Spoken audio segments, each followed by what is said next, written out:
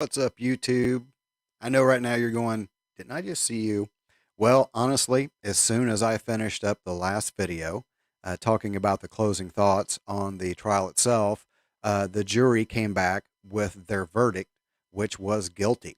So, what we're going to do is we are going to jump over here to a Good Logic's YouTube page. This just went up a little bit ago.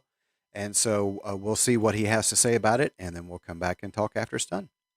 Inside the Southern District of New York, where Ghislaine Maxwell was just found guilty on 5 out of 6 charges. So I want to break down for you how we should expect sentencing to come down. Now, with respect to who is going to be issuing sentencing, that's a good question. So I will tell you that Judge Allison Nathan, during the course of this trial, appeared before Congress for the purposes of being confirmed to become a Second Circuit judge. Now, assuming she is confirmed before the sentencing date is scheduled to occur, which I do not have that information as to when that date is set to happen. Assuming she is confirmed, at that point the decision would be unilaterally Judge Nathan's as to whether or not she wants to be involved in the sentencing or punt it to a third-party judge who would issue sentencing based on the court guidelines and the findings of the jury. I would expect, this part is my personal opinion, I would expect that Judge Nathan, seeing as how this case is probably considered the pinnacle of her career, this is arguably the biggest case that any judge would likely get, I would be surprised if she punts on the opportunity to issue sentencing on her own. So I do anticipate that she will be the one who will be deciding the duration of Maxwell's sentence. So let's break down how those sentences should look. So Ghislaine Maxwell was convicted on charge number 1, and charge number 1 is conspiracy to commit charge number 2, the substantive charge of 18 U.S.C. 2422, which is inducing a minor to cross state lines for purposes of engaging in illegal sexual conduct. Now, Ghislaine Maxwell was found not guilty. She was acquitted with respect to charge number 2, the substantive charge of inducing a minor to cross state lines. She was, however, found guilty of conspiracy to commit that crime. Conspiracy to commit that crime is a sentence of up to 5 years. It's a shorter sentence than she would have been facing had she been found guilty of the substantive crime of inducing a minor. What's very interesting about this finding is that much of the testimony of this case related to Ghislaine's role in grooming these minors for the purposes of engaging in Jeffrey Epstein's illicit sexual activities. The judge instructed the jury that with respect to charge 2, they can only convict if they believe the testimony of Jane as to what occurred between the years 1994 and 1997 while Jane was still a minor. She reached the age of majority beyond that period. And that was how the judge limited the jury and said you cannot convict for any of the other victims who testified, and you can only be for that limited period of time any conduct that Ghislaine Maxwell took during that period of time. And the judge said, and the jury came back and said not guilty, not on the substantive, but guilty on the conspiracy charge. So again, that is a charge of up to 5 years, and the judge has full discretion up to 5 years as to what the duration of the sentence will be. The jury came back and with respect to charges 3 and 4. This relates to 18 U.S.C. 2423. This is not inducement to cross state lines for the purposes of sexual activity, but it's actually transporting a minor across state lines for the purposes of engaging in illegal sexual activity. Again, with respect to charge 4, the jury was instructed that they can only convict if they find guilt with respect to Jane's testimony during that same period of 1994 to 1997. On that one, the jury convicted, which is a very interesting thing. Why would they convict on charge number 4 and not convict on charge number 2? Well, one theory is that there was testimony from Jane that when she was on her return trip from New Mexico, she tried getting along a commercial airliner and was not allowed on by herself because she was too young. And she called Ghislaine Maxwell, and the situation was resolved, and she was able to get on the commercial airline. And apparently, one would think that the jury found that as a basis to believe that she was involved in the transport. The reason that's a little curious is because one would read that statute and typically think that it's associated with transporting to a destination that she's going to be engaging in illegal sexual activity, as opposed to away from that jurisdiction. In that the flight that she testified about specifically, that Ghislaine Maxwell helped her out on. How often do you think about your poop? Now, some people think about their poop a lot. Others, not so much. Did you know that every time was to come back home from New Mexico to Florida? One would think that the jury may have said to themselves, hey, Ghislaine was helping her escape from this illegal activity that was happening in New Mexico. So if that is the case, you would ask yourself, well, why is it that they found guilt on number 4? It's a little tough to tell. Maybe they read that situation as implying that Ghislaine Maxwell was responsible for getting her out to New Mexico as well. Or maybe they felt that that was reflective of her role in transporting her from Florida to New York, where those were other situations that Jane, as a 16-year-old, was being transported for purposes of illegal sexual conduct. At any rate, what we do know is this: the jury has convicted on charges number 3 and number 4. Number 4, again, is that substantive charge of 18 U.S.C. 2423, transporting a minor, and charge number 3 is conspiracy to engage in that same crime.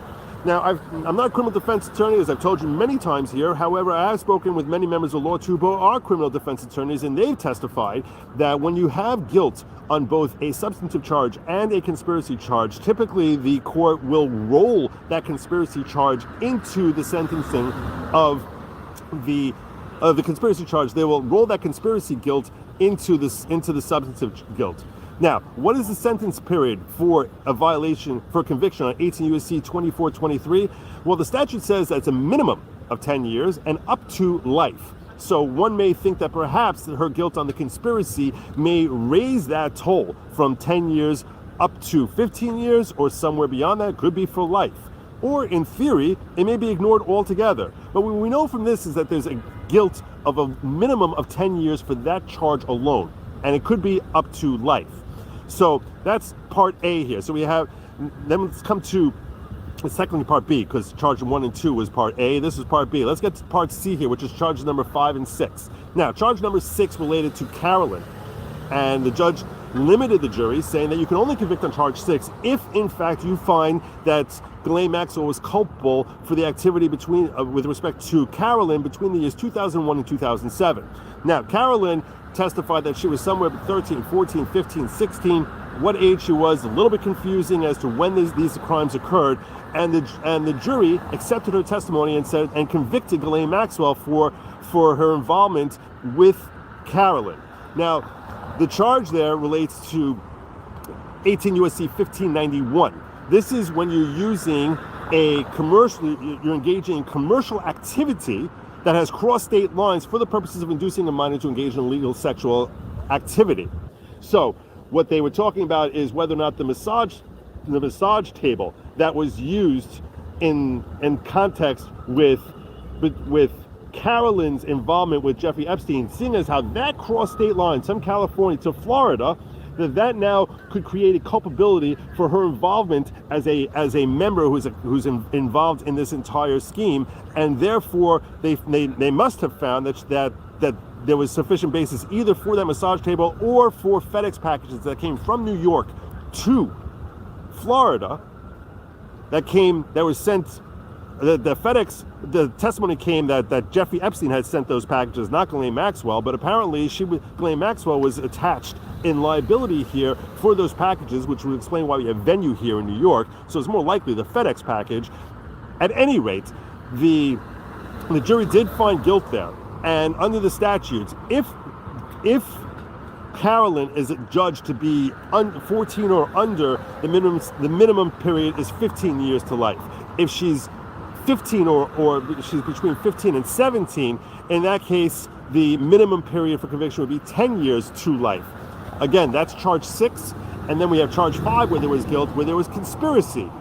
And each of these conspiracy charges would, in theory, tack on another 5 years. Whether or not the judge adds and tolls on an additional 5 years for that, that's something that's unknown. This is all up to Judge Nathan's individual discretion as to how she wants to apportion sentencing.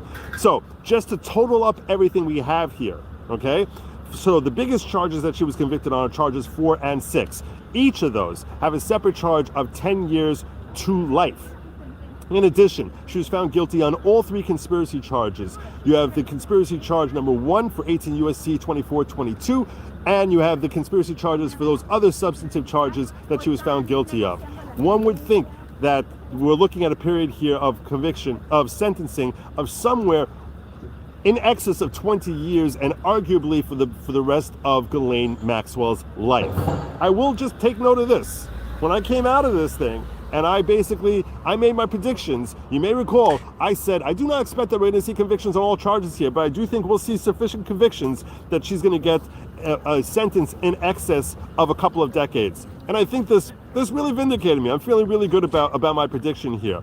Anyway, the press is out here waiting to see a statement from someone. We don't know if there's going to be a defense counsel that comes out here. We don't know if it's going to be a representative from the United States. We don't know who's coming out here, but they're all expecting that someone's going to come out here. There has been mic stands that have been set up here for someone to make a statement.